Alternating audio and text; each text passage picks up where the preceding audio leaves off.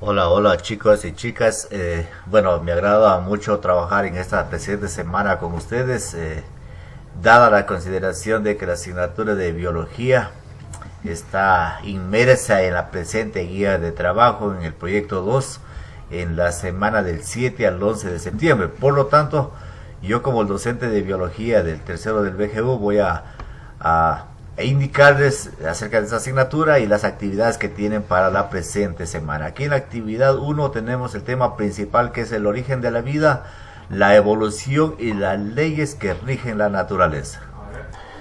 Cuando leas el presente texto, el presente párrafo, tú te vas a dar cuenta que nos busca explicar un poco a la vida como parte integral del universo, entendiendo como integral aquello que no puede hacer falta, como que está en todo a la vez. Y aquí nos invita para que seamos un poquito reflexivos y nos demos cuenta de que muy fácilmente diferenciamos una mariposa, un pino, un pájaro de una roca o el agua, que puede ser vivos y seres no vivos. Y ya tenemos también claro, ustedes que están ya en el BGU se dan cuenta de que el ser vivo debe cumplir con los ciclos de vida o ciclos vitales, que son nacer, crecer, reproducir y morir. Pero aquí nos deja una inquietud: ¿pero es totalmente verdadero esto? ¿Es cierto esto? El agua es considerada por los pueblos y nacionalidades del Ecuador como un ser vivo y divino. Cuando ya hablamos de divino, se sobreentiende de que puede tener en algún momento, en algún punto, hasta un ritual o una mitología, desde su propia cosmovisión y desde épocas inmemoriales. Cosmovisión quiere decir desde su propia visión autóctona, real. Los pueblos rinden un culto al agua, o rendían un culto al agua, aunque están en minoría ya ahora porque las culturas se van quedando a un lado, se sigue haciendo esto. Muchas comunidades andinas, como los araguros, que son acá en nuestra provincia de Loja, los atabaleños en la sierra, o los cañaris, que están allá también en la región sierra, se considera el agua como un ser vivo proveedor de vida y la animación misma del universo. Eso quiere decir que no está presente, según la cosmovisión de estos pueblos, no únicamente en nuestro planeta, sino que forma parte del todo, del universo en sí, lo infinito. El agua, la sangre de la Pachamama. Y aquí nos colocan una cita de la red, del internet, ¿no es cierto?, que la vamos a revisar brevemente. Aquí está: el agua, la sangre de la Pachamama.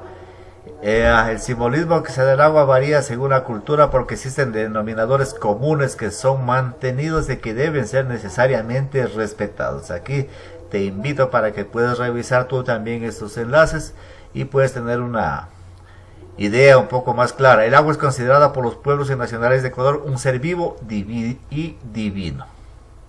¿Ya? Y es por eso que realmente en las nacionales de la sierra y de la Amazonía hay bastante respeto al agua, bastante veneración y bastante cuidado de los recursos naturales. Luego de haber revisado estos textos, nos invita para que respondamos las siguientes preguntas en nuestra hoja de cuaderno. Y acá estamos. Dice: ¿por qué se reconoce a algunos elementos de la naturaleza como seres vivos desde la cosmovisión andina? A ver, la cosmovisión andina, ese paquete de países. Andina proviene de la palabra Andes, que conforman la cordillera de los Andes y que está ahí en nuestro país, inmerso. Yo le he colocado aquí un criterio porque tienen una condición directa con la. Aquí tienes que tú ayudar también a trabajar un poco y son parte integral de ella. ¿Cómo definirías que es la vida? Como una energía viva, consecuencia de una combinación de los elementos que la rodean. ¿Cómo se originó la vida? Bueno, yo considero que puede ser como una consecuencia de la ubicación exacta de todos los componentes que la rodean, porque para que se origine la vida debió haber algo sincrónico, algo ordenado, algo que funcionó como los engranajes de un reloj, como los engranajes de un vehículo, que todo debe estar ubicado en el lugar oportuno, en el momento oportuno, para que se haya dado origen a la vida. Y aquí nos hace una reflexión, aparte de la andina, es decir, de la cosmovisión andina, ¿Conoces otras cosmovisiones que aborden el tema de la vida? Recuerda que la cosmovisión andina aborda a la vida como algo natural, algo de la naturaleza y que está imbricado y comprometido en todo el universo. Es decir, de la naturaleza misma proviene la vida. Ahora puede que haya una cosmovisión diferente. Vamos a tratar una cosmovisión egipcia, por ejemplo, ¿no es cierto? A ver, ¿qué visión tenía la cosmovisión egipcia? La cosmovisión occidental, la cosmovisión oriental, de pronto sobre esos fenómenos de la vida. Y por eso nos indica aquí para que hagamos conocer, si es que es el caso de alguna otra cosmovisión, a ver cómo acepta la vida. Por ejemplo, los guaraníes, ellos tienen la concepción de que ellos los parió, si vale la palabra, en el tiempo de traer a un ser vivo, un jaguar. Y la ideología del guaraní es de que provienen del jaguar y que por lo tanto jaguar es como su procreador de vida de ellos. Y de ahí el nombre de ellos. En todo caso, esa es la forma o la creencia que tienen ellos. Habrá que recordar también de que la cosmovisión andina, el inca, el maya, el azteca, tenía una concepción muy diferente a la actual de la vida. Desde 1492 se marcó un hito sumamente importante en el cambio de estas culturas, en el cambio de las creencias. Y no tanto importante quizás, sino más bien devastador y nefasto, porque anuló toda nuestra cultura, maya, inca y azteca. Y aquí vamos con la actividad 2 del día martes. Aquí tiene una hilaridad la biología. Recuerda que anteriormente estuvimos un poco conversando sobre la cosmovisión acerca de la vida, acerca del agua. Y en esta actividad dice, analiza la información expuesta en el siguiente texto. ¿Cuándo surgió la vida en la Tierra? Mira, una pregunta bastante...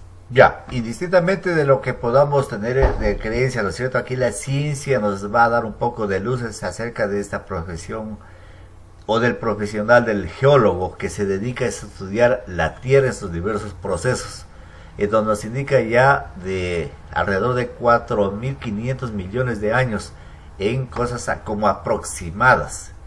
Pero lógicamente que para medir esto tienen que recurrir a las rocas más antiguas de la Tierra, así como las edades de rocas de la Luna y un sinnúmero de meteoritos que han llegado acá hasta nuestro planeta.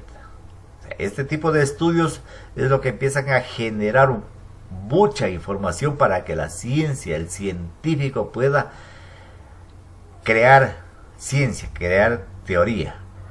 Durante muchos billones de años la Tierra temprana recibió el impacto de los asteroides desde afuera, casi así como tú lo ves en las películas de ficción. Entonces ahí notarás de que hay una gran cantidad de bombardeo de asteroides, meteoritos, de cuerpos celestes, en donde según la parte científica el agua tomaba la forma de un gas, no de un líquido. Los primeros indicios de vida pudieron surgir durante la pausa en el bombardeo de asteroides, hace unos 440 a 4.000 millones de años, cuando la Tierra estaba lo suficientemente fría. Y aquí siempre, aquí nos habla de una probabilidad que después de este ciclo final la Tierra logrará tener condiciones para la vida continua. Los primeros indicios de la vida en la Tierra provienen de fósiles descubiertos en Australia. Aquí están los primeros. Más o menos a ver a dónde va el rezago atrás, el antecesor de la vida, en donde están los estramatolitos, que en muchos casos se formaron por el crecimiento de capas de microbios unicelulares. Y de igual manera aquí nos colocan un enlace para que podamos visitar hipótesis sobre el origen de la vida. Hipótesis, recuerda que es un supuesto, un planteamiento, como una teoría. Los humanos siempre nos hemos preguntado sobre cuál podría ser el origen de la vida. Se han propuesto muchas hipótesis sobre su origen, algunas con base científica y otras influenciadas por las ideas religiosas de la época. Recuerda esto muy bien. Y aquí tenemos 3 teorías desde el punto de vista científico: generación espontánea, panspermia y abiogénesis o síntesis prebiótica, que tú ya las conoces. Y en este enlace vas a encontrar bastante información acerca de la generación espontánea, patrocinada por científicos, el experimento de Reddy. Por aquí está, ya lo vamos a ver si lo revisamos. Y el experimento de Pasteur. Eso es importantísimo tenerlo presente. Ya, y aquí tenemos brevemente el experimento de Reddy. Vamos a ver en qué consiste. Mira, aquí tenemos frascos, carne y unas tapitas. Vamos a colocarlo acá al frasco, los dos frascos. Eso es la generación espontánea. Carne en el frasco. La generación espontánea describe esto. Mira, si ves como la mosca llega, se ubicó en la carne y esa quizás no la vieron, ¿no es cierto? Pero solo lograron visualizar lo que sigue después. Y ahí está, algo está pasando ahí, ¿no es cierto? Se está generando vida. ¿Y qué se generó? Otra mosca. La generación espontánea sostenía eso, de que no se generaba nada. Perdón, de que la vida se generaba de la nada. Sin embargo, Reddy demostró de que eso no era posible, porque él hizo el mismo experimento, pero le colocó tapitas a esos frascos. Y vamos a ver qué pasó. Mira, como la mosca ya no puede ingresar adentro, y por lo tanto entonces no va a haber la colocación de las larvas o de los huevecillos de la mosca. Por lo tanto, él hizo a un lado la parte de la generación espontánea. La carne se descompuso, sí, pero no generó nada, porque no había la larva ahí. En todo caso, las teorías planteadas por alguien pueden refutarse, pero se pueden refutar con un experimento que te demuestre que no es así. O sea, no podemos refutar un punto de vista, una teoría, solo con otra teoría. Tenemos que refutarla con hechos.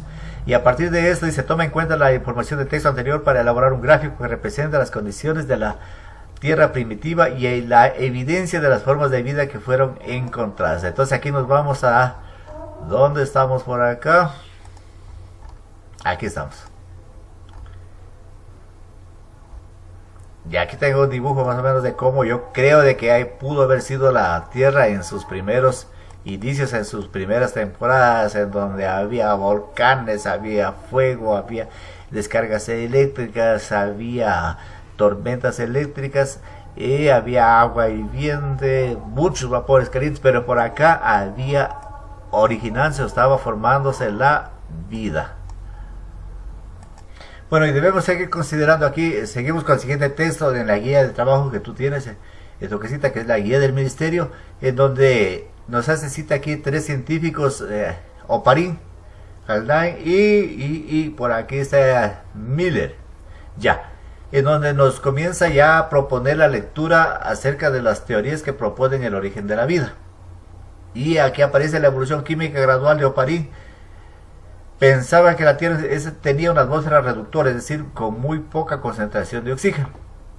En todo caso, aquí nos hablan esos científicos, y te invito para que lo leas, a una sopa primordial o una sopa primitiva. Bueno, o caldo primitivo también, ¿no es cierto? La atmósfera que la rodeaba era muy distinta a la actual, no poseía oxígeno libre y los principales elementos que constituían eran amoníaco, metano, nitrógeno, dióxido de carbono y vapor de agua. La energía abundaba en forma de rayos de radiación ultravioleta proveniente del Sol y de las continuas erupciones volcánicas que mantenían a la Tierra con altas temperaturas. Este escenario propició una serie de reacciones químicas entre los compuestos de la atmósfera primitiva, las cuales originaron moléculas orgánicas simples. Oparin formuló entonces la hipótesis en la cual postula que estas condiciones eran necesarias para el surgimiento de la vida. Con el descenso de la temperatura terrestre, el vapor de agua se condensó provocando lluvias torrenciales que dieron origen al océano primitivo. Las moléculas orgánicas fueron arrastradas por estas lluvias hacia los océanos, formando lo que Oparin denominó caldo o sopa primitiva. Entonces Oparin tenía ese criterio de acuerdo a sus investigaciones. Recuerda que tienen que ser investigaciones para que puedan ser planteadas a la comunidad mundial. Y aquí tenemos agua, amoníaco, metano, hidrógeno. ¿Sí? Y simularon relámpagos, inclusive, es decir, crearon una atmósfera primitiva acerca de esto. Bueno, en todo caso, tú ya tienes tu guía ahí impresa o digital y vas a realizar la lectura. Después de eso nos invita para que trabajemos sobre las siguientes actividades. Reflexiona acerca de los siguientes aspectos importantes del texto anterior y contesta las siguientes preguntas en tu cuaderno u hoja reutilizada. Y aquí estamos. ¿Qué objetivo en común tenían los investigadores como Paris, Miller y Urey? ¿Sí? Es decir, ¿qué es lo que buscaban esos investigadores? Tienen en común algo los tres, porque buscaban algo. En todo caso, tú tendrás que plantearlo ahí. ¿Por qué la evolución y la experimentación son acciones fundamentales dentro de la investigación científica llevada a cabo por Oparin, Miller y Urey? ¿Por qué el observar y experimentar son acciones fundamentales? ¿No es cierto? Porque una cosa es observar lo que está sucediendo y otra cosa es experimentar. Ellos experimentaron. Recuerda que trabajaron en atmósferas primitivas, simularon esa atmósfera primitiva. Entonces aquí nos invita para que hagamos mención a eso. ¿Por qué la observación y la experimentación son acciones fundamentales? Otro punto tenemos, ¿por qué la ciencia se ha interesado en tratar de explicar el origen de la vida? ¿No es cierto? Alguien dirá, ¿para qué se meten a eso? ¿No es cierto? Pero ¿por qué la ciencia se ha interesado en tratar de explicar el origen de la vida? ¿Qué sacamos con eso? Que pues, el científico que representa a la ciencia busca encontrar el origen mismo de la vida. Esa es la razón del científico, así como busca una cura para el COVID, por ejemplo, una vacuna para el COVID.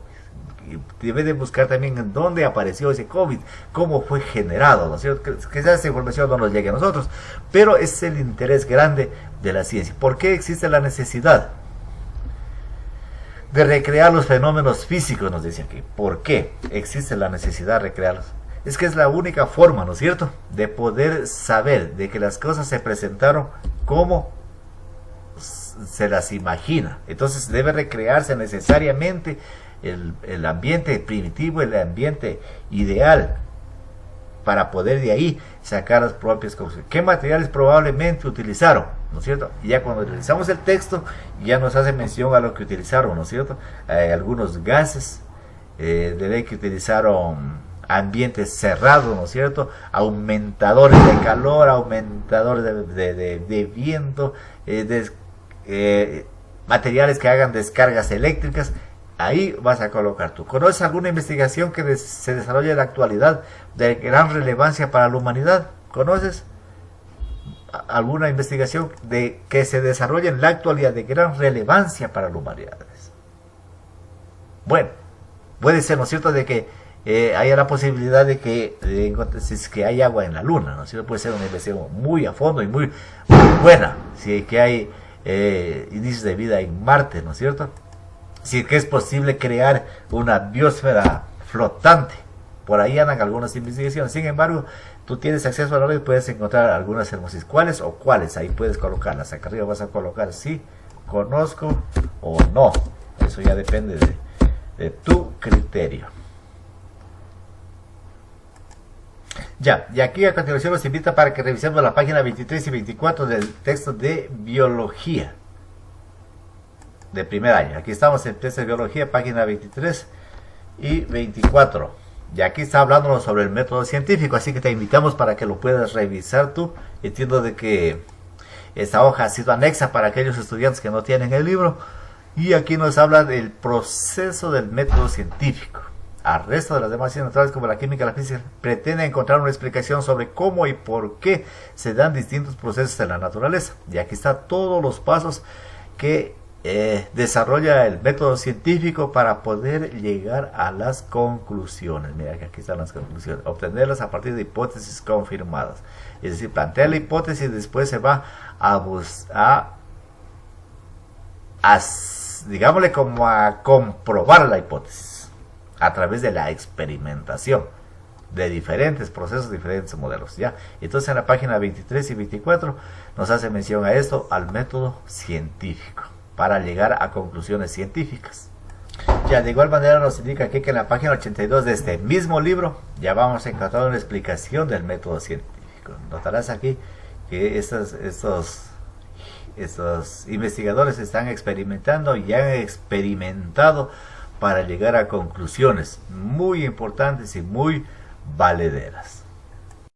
Y aquí vamos con la actividad 3 del día miércoles, según la agenda que está distribuida para la presente semana. Mira que aquí nos habla sobre las especies que ahora pueblan la tierra. proceden de otras especies distintas que existieron en el pasado a través de un proceso de descendencia con modificación. La evolución biológica es el proceso histórico de la mayoría de transformación de unas especies en otras descendientes, y su reverso es la extinción de la gran mayoría de las especies que han existido. Bueno, aquí habla exclusivamente de la evolución. Y aquí tenemos algo puntual. En la evolución de la vida es que dos organismos vivos, cualesquiera, por diferentes que sean, comparten un ancestro común en algún momento del antepasado. Nosotros y cualquier chimpancé actual compartimos un antepasado hace algo así como 5 millones de años. También tenemos un antecesor común como cualquiera de las bacterias hoy existentes, aunque el tiempo a este antecesor se remonte, en este caso, a más de 3.000 millones de años. Y aquí también nos citan este enlace para que lo podamos visitar. Ensayos acerca de la evolución biológica. Recuerda que aquí tenemos a nuestro gran representante, que es don Charles Darwin. Así que por favor te invitamos para que revises esa lectura y puedas dar atención a las actividades o a las preguntas que tienes que realizar. La revolución darwiniana. Aquí tenemos el gran reto de investigar acerca del funcionamiento complejo del ojo como mecanismo de adaptación, el pensamiento poblacional. Aquí tenemos el estudio de la evolución, la evidencia de la evolución. Mira que aquí hay un gran proceso de variabilidad de razas por selección artificial, pero son organismos ilustran el potencial de cambio que tienen las especies. Es decir, de un solo descendiente puede haber una ramificación de variedades, pero por situación, en este caso de los planetas, son artificialmente. Y seguimos por aquí, tenemos en todo este texto, está muy interesante que tú lo puedas revisar. Y aquí tenemos el proceso evolutivo, y aquí tenemos el ancestro inicial, el cual dio origen a los animales. Mira, aquí tenemos también una extremidad superior. Y tú recordarás que, por ejemplo, en una gallina notamos aquí claramente el proceso de la evolución. Cuando sacrificamos una gallina, vemos que en la puntita del ala tiene una uña. Esa es la uña que va acá en el caso del murciélago, la uña que va acá en el caso de... Este puede ser el brazo de un humano, por acá debe estar el brazo de un reptil, pero esa puntita del ala aquí va en esos dos sectores. Si no lo has comprobado, compruébalo por favor. Bueno, aquí van las clasificaciones, indicios de la evolución, así que por favor revisarás bien eso para poder dar después respuesta y no hacernos... Aquí nos hace mención. Ya, muy bien. Y aquí nos pide de que analiza acerca del rol de la evolución como proceso responsable del cambio y la diversificación de la vida en la Tierra. Elabora un párrafo con tu propio punto de vista acerca de esto. Como la evolución como proceso responsable del cambio y la diversificación. Entonces aquí vas a anotar tú el texto. Tu criterio, tu párrafo. Utiliza la información sobre el origen del universo del ser humano actual expuesta en la página 107 del texto de biología. Vamos a ver, por acá tenemos eso.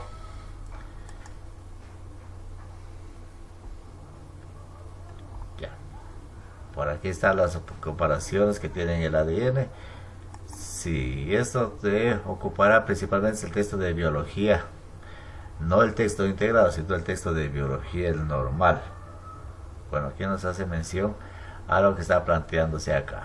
Ya, y aquí nos hace mención para que infiramos, es decir, para que saquemos nuestra como propia conclusión acerca de cómo la migración ha influido en el proceso de la selección natural y la evolución. Mira, aquí tenemos un gráfico en el cual ha sido analizado científicamente, en el cual tenemos una gran cantidad de aves con diferente pico, diferente forma de pico. ¿Por qué? Porque esas aves migraron a otras latitudes de la Tierra, a otros sectores, y ese fue motivo del análisis de Charles Darwin. Porque estos animalitos, a pesar de ser los mismos, como migraron a otros territorios, tuvieron que modificar su herramienta para sacar los animalitos y alimentarse. Eso les garantizó sobrevivir. obviamente de que la selección natural, aquellos que no modificaron el pico, murieron.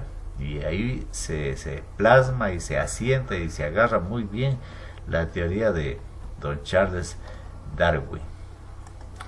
Ya, y seguimos aquí. A continuación tenemos el siguiente reporte científico emitido por la Organización de las Naciones Unidas para la Agricultura y la Alimentación, más conocido como FAO. Bueno, esa es una organización, una ONG externa a nuestro país, inclusive en nuestro colegio estuvo y está presente la FAO, está presente en nuestra parroquia, y aquí nos habla sobre la variación genética.